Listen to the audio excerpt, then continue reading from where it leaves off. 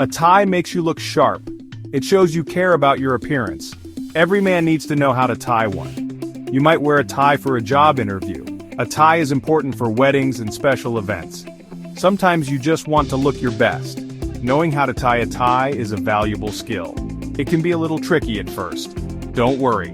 With a little practice, you'll be tying ties like a pro. Before you begin, gather your supplies. You will need a tie, of course. Make sure you have a collared shirt too. A mirror is helpful. It lets you see what you're doing. Be patient. Tying a tie takes practice. Don't get discouraged if it takes a few tries. Keep practicing, and you'll get it.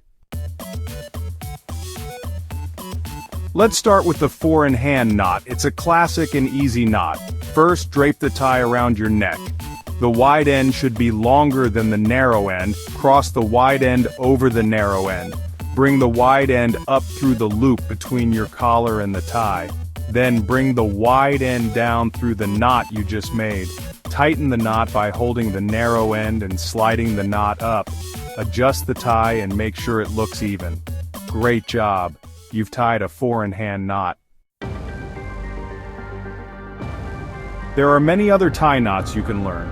The half Windsor knot is a good choice for formal events. It's a symmetrical knot that looks very polished. The full Windsor is even more formal. It's a large triangular knot that makes a statement. The Pratt and Nicky knots are other popular options. Experiment with different knots and see what you like best. You can find instructions for all these knots online or in books. Have fun and keep practicing.